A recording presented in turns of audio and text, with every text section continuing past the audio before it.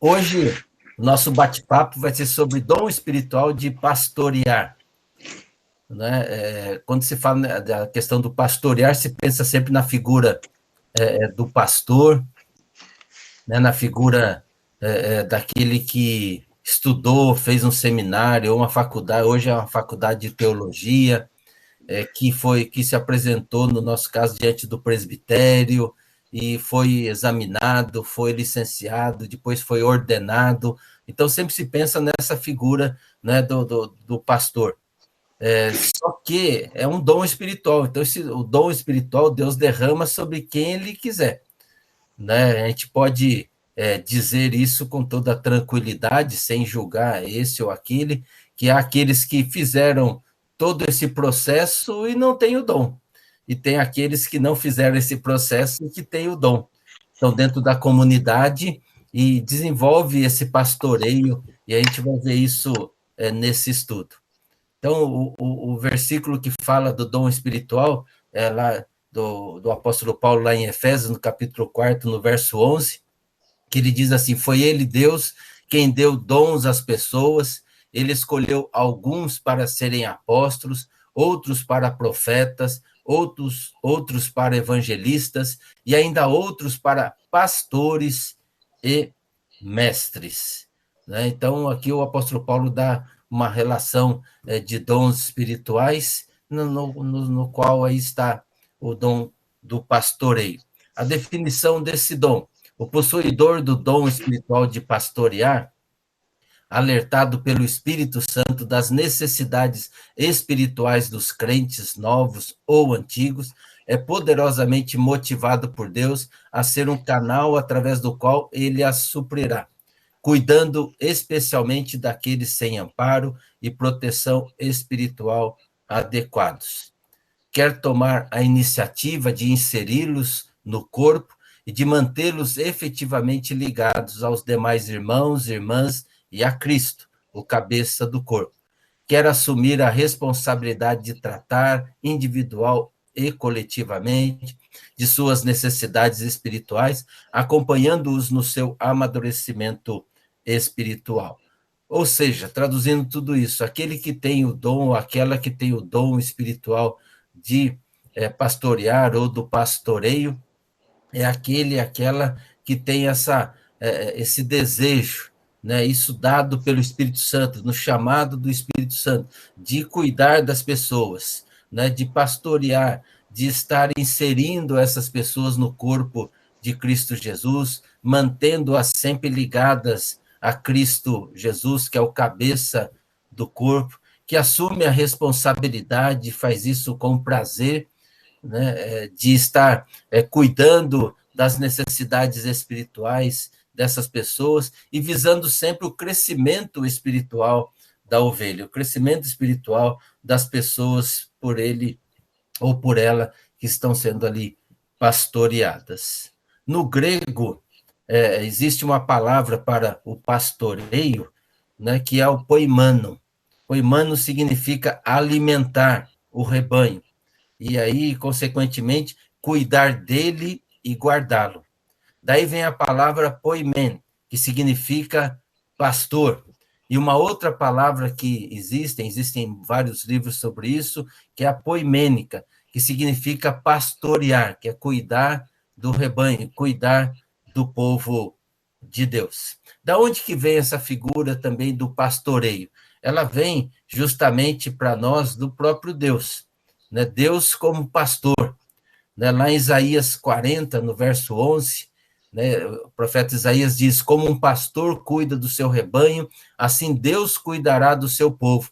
Ele juntará os carneirinhos e os carregará no colo e guiará com carinho as ovelhas que estão amamentando. Então, veja todo o cuidado que o pastor tem com as suas ovelhas, e aí, no caso, ele coloca que Deus faz isso com o seu povo. Essa palavra pastor é uma das descrições mais antigas de Deus, né? Ou seja, Deus foi sempre visto como o pastor das ovelhas, aquele que cuida do seu rebanho, aquele que cuida do seu povo, que alimenta o seu povo, que socorre o seu povo, que cuida dele nas suas necessidades. Mas essa palavra dada, ou esse título dado a Deus, não é original do povo de Israel, né? Ela vem lá da tradição de outros povos da Mesopotâmia, e os povos mesopotâmicos chamavam seus reis e chefes de pastores. Também foi utilizado como título dos reis assírios e babilônicos. Os reis eram entronizados como pastores, pois reuniam e protegiam o povo, cuidando dos seus bens materiais e garantindo a justiça.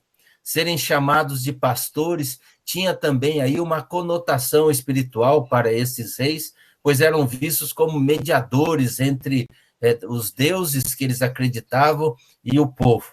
Então, o que o povo de Israel fez? Ele não só tomou posse do termo, mas deu um novo significado a ele, assumindo uma função simbólica, né, desse cuidado de Deus. Israel fez uma interpretação teológica, ou podemos dizer, teologizou o termo pastor, ao dizer que Deus é o sumo sacerdote.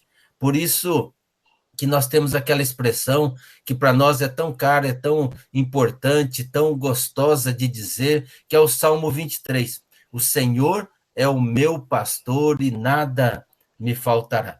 Deus assume, então, essa condição de cuidado, de solicitude, de vigiar, de proteger o seu povo. Mas também ele abre espaço para que o ser humano assuma essa condição. O verdadeiro pastor não é o chefe das tribos e nem o rei, mas sim Javé, ou seja, o nosso Deus. E na medida em que alguém participa desse cuidado e solicitude de Javé pelo povo, pode também receber o título de pastor. Ou seja, Deus assume essa condição e Deus é visto como pastor, mas Deus também levanta pessoas para que assumam essa responsabilidade de cuidado aí do pastoreio, né, do povo, e aí também recebe esse título, recebe essa função do pastoreio. Portanto, toda aquela que cuida das pessoas, ele está, de alguma forma, pastoreando essas pessoas. O grande privilégio concedido ao possuidor ou à possuidora deste dom espiritual e também aquela que não tem aí o dom, né, que pastoreia uma igreja, é o de alimentar, guiar, cuidar, zelar pelo rebanho, que nunca é dele. É sempre o rebanho, o povo do grande pastor das ovelhas, que é Cristo Jesus.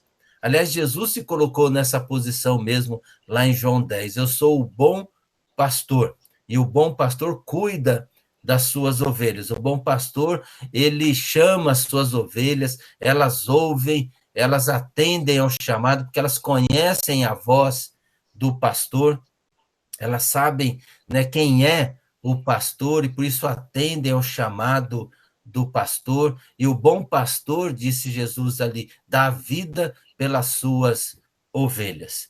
Né? Então, Jesus se coloca nessa posição do cuidado das suas ovelhas. Ele até diz que aquele que o Pai colocou nas suas mãos jamais será perdido.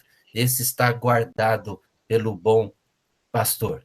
Então, esse pastoreio, ele vem do nosso Deus, né? Ele vem do próprio Cristo Jesus, mas ele também é delegado através do dom espiritual para alguns, né? Para alguns, que eu digo, para muitos que são chamados aí, né? Para o pastoreio da igreja, pastoreio do povo de Deus, mas também é derramado sobre outros e outras que não são pastores no sentido de serem ordenados ou ordenadas, mas que também são chamados para o cuidado, seja de um grupo de pessoas, de um departamento, de um ministério da igreja, de um grupo, às vezes, fora da igreja também, na qual ele assume essa responsabilidade, ou ela assume essa responsabilidade de pastorear, de cuidar, de atender às necessidades espirituais, visando o crescimento espiritual dessas pessoas. E mesmo aqueles, nós vamos ver mais à frente, lá no final do estudo, que não têm esse dom, também podem desenvolver aí esse pastoreio junto às pessoas. Algumas características comumente encontradas no possuidor ou na possuidora deste dom.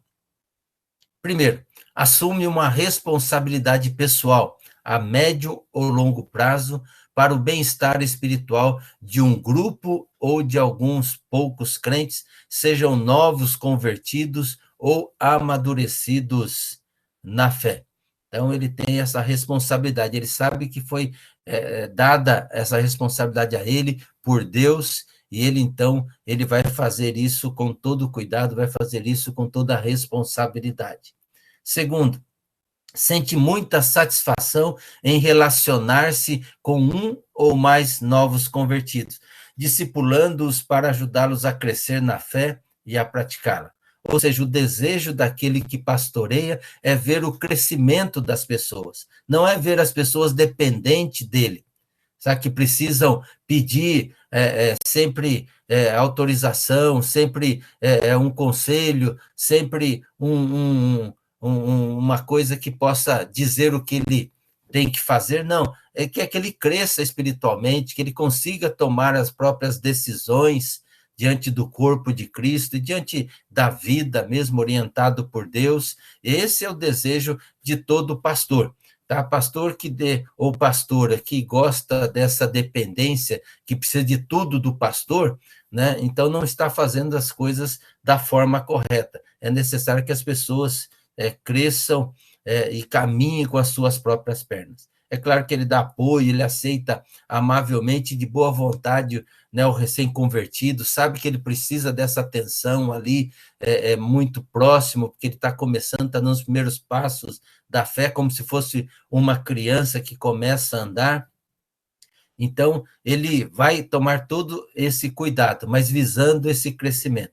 Lembra que nós falamos a semana passada lá do dom espiritual de evangelista? Então, o evangelista é aquele que leva a pessoa a Cristo, e o pastor é aquele que cuida, alimenta e orienta, né, nesses primeiros passos na vida, né, como um todo, cuidando dela para que ela possa se desenvolver. São duas figuras que a gente pode citar aqui, até fazendo essa distinção aí, essa diferenciação entre um e outro. Nós podemos pegar Paulo e Barnabé. Lembram-se, né, o apóstolo Paulo, ele é bastante conhecido, Barnabé também é conhecido, mas nem todos têm aí um conhecimento maior de Barnabé. Barnabé, ele era um líder também da igreja de Cristo, um discípulo de Jesus, foi aquele que foi pastorear o apóstolo Paulo quando o apóstolo Paulo se converteu. Muitos viam o apóstolo Paulo, e até com uma certa razão, com desconfiança, porque Paulo tinha ido para Damasco ali, para prender os cristãos, para matar os cristãos. Paulo participou da morte de Estevão, né, do diácono Estevão, que foi o primeiro mártir da igreja. Portanto, era alguém que era visto com desconfiança. Será que se converteu mesmo? Será que ele não está enganando? Será que não está se infiltrando aqui para poder nos prender e também nos matar? E aí Barnabé, então, entra em cena. E Barnabé vai ali, pastoreia o apóstolo Paulo, cuida do apóstolo Paulo, e depois leva o apóstolo Paulo até os apóstolos em Jerusalém, para que ele seja aceito por todos ali, possa ser visto como agora um irmão em Cristo Jesus. Então, ele tinha esse dom, né, do pastoreio. Barnabé. O apóstolo Paulo, a gente pode dizer que ele pastoreou, mas o apóstolo Paulo, eu vejo mais ele com o dom de evangelista, não é, do que o dom de pastorear. E uma dos momentos que a gente pode usar, né, para falar isso, para afirmar isso, é diante de João Marcos.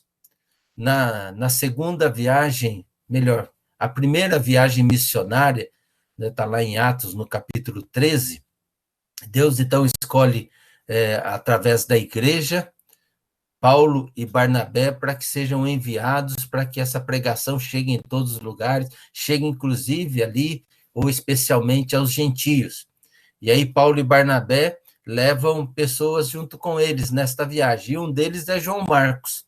João Marcos era um jovem ainda, e logo no início da viagem, João Marcos, eu acho que sente o peso ali da responsabilidade, o quanto seria difícil aquela viagem, e João Marcos, então, ele vai embora. João Marcos abandona ali a caravana, ele não quer mais fazer parte, não quer continuar naquela viagem, e retorna para sua casa.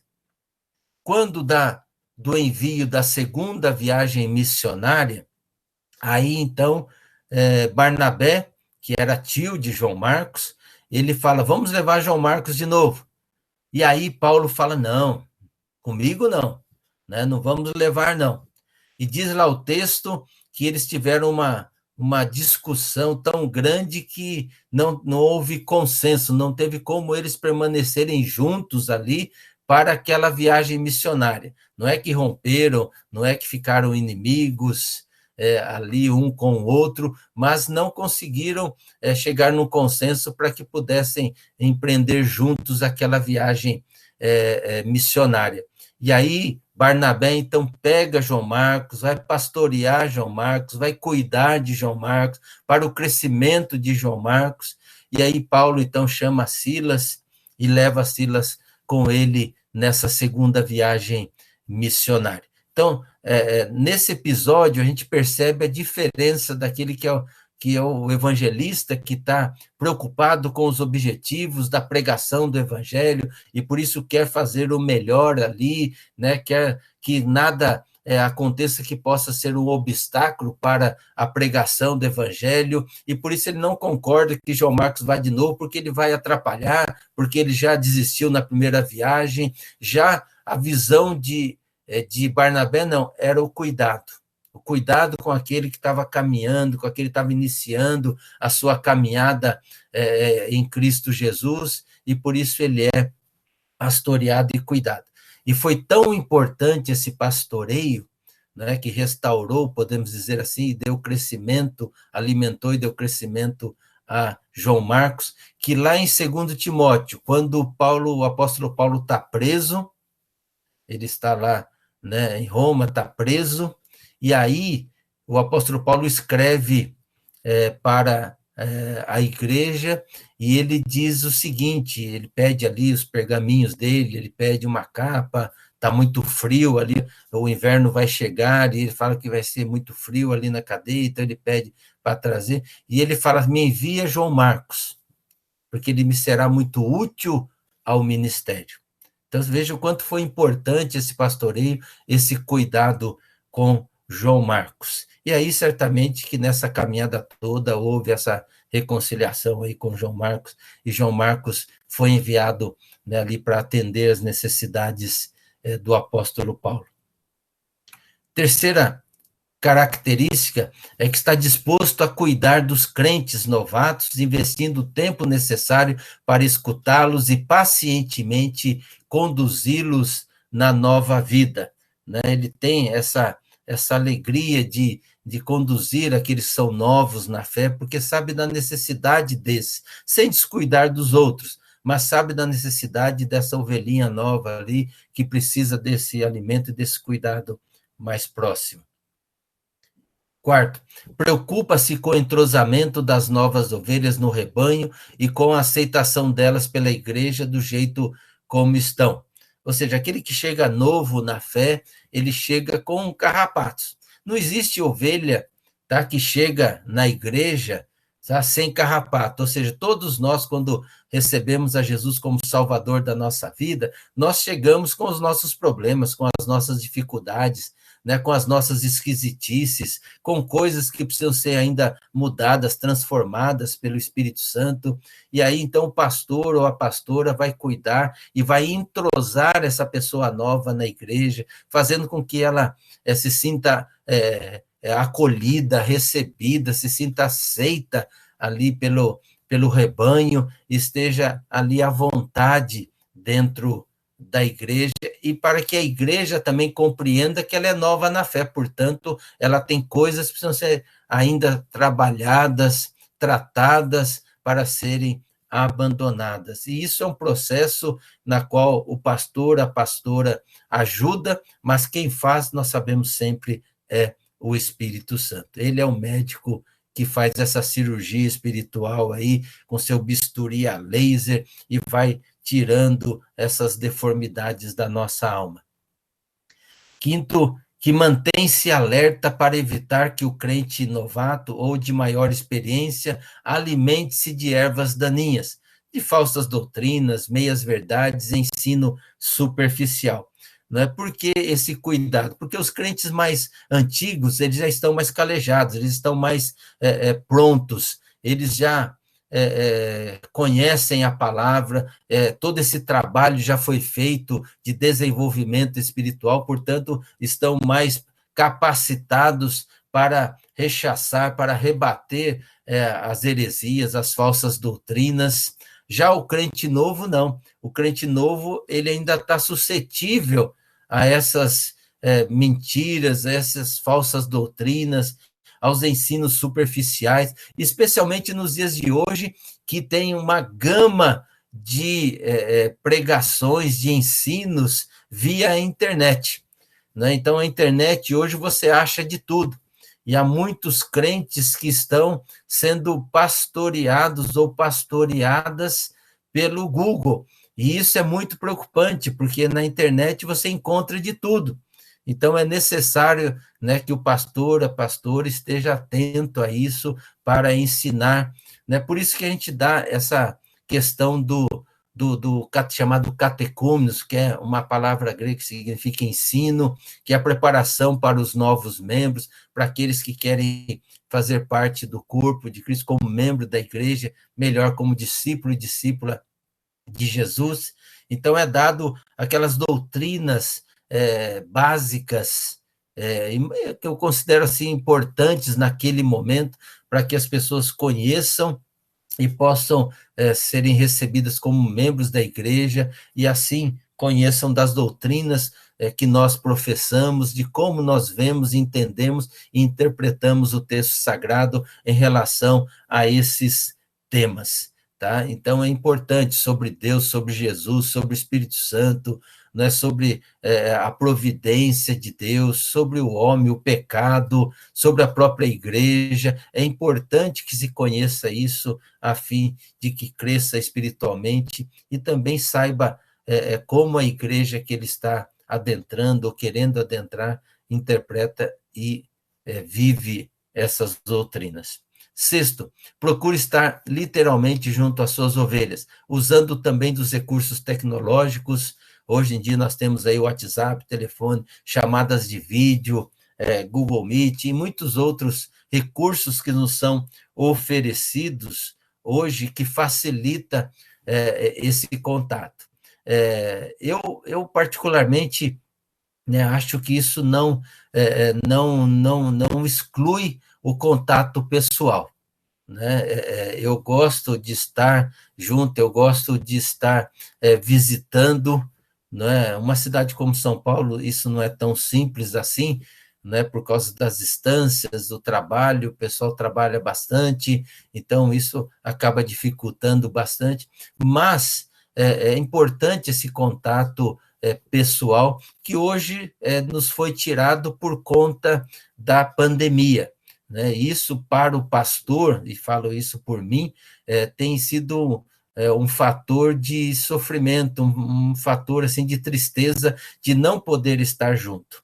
Né? Ontem eu fui, né? Eu sei de todos os perigos que existem nisso, os riscos que existem nisso, mas eu tinha que ir, eu tinha que estar ali, tenho acompanhado o Arnaldo, né, por conta de chamada de vídeo, né, de telefonemas, temos conversado ali com ele, com a Carmen, e ele está internado no hospital, eu sei dos riscos, né, que envolve isso, eu já fui infectado uma vez, posso ter uma reinfecção, mas eu precisava estar com ele ali, ele também não estava com o Covid, se estivesse, nem seria permitido.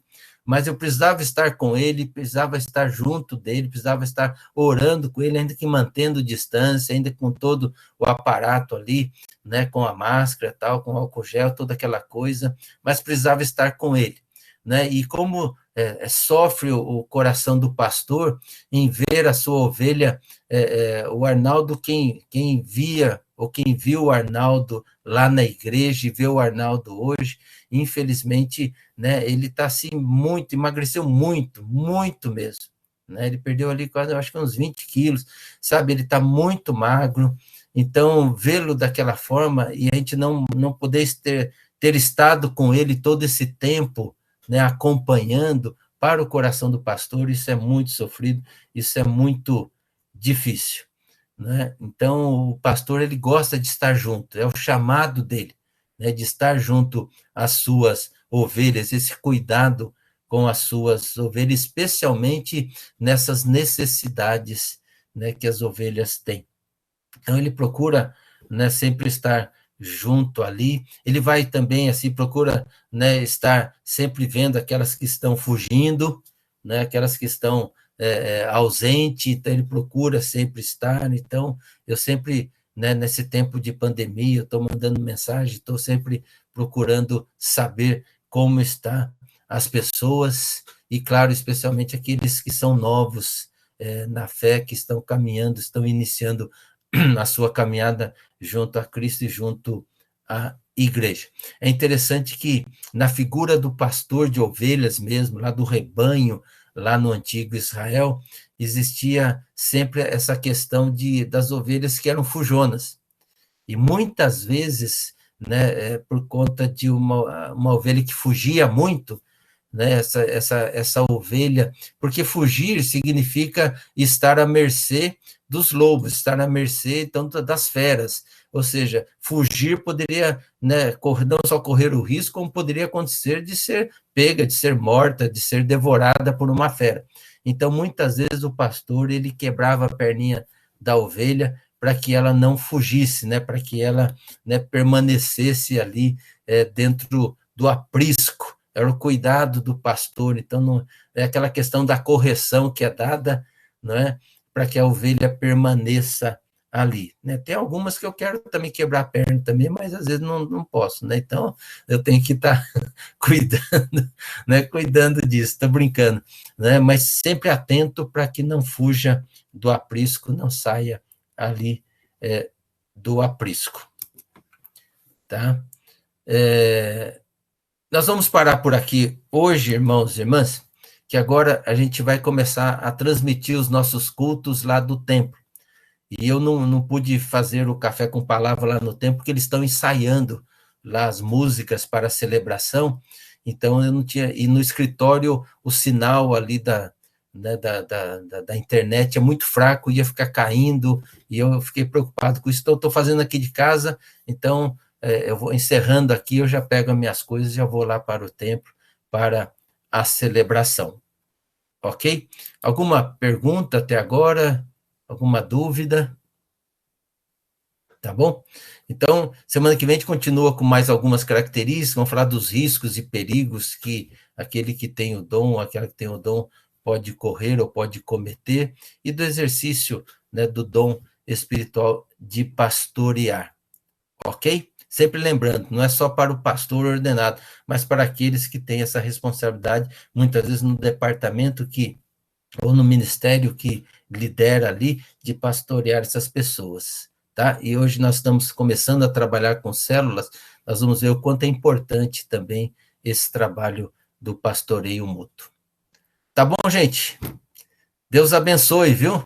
Grande abraço para vocês, um domingo abençoado. Nos encontramos daqui a pouquinho, às 10h15, aí, na nossa celebração, né, com o tema Superando as Crises, cuidando da família, superando as crises. Obrigado aí, seu Gerson, obrigado, Samuel, Alípio, Sérgio, Ival, o Peterson. Deus abençoe a vida e a família de vocês. Um domingo abençoado. Grande abraço.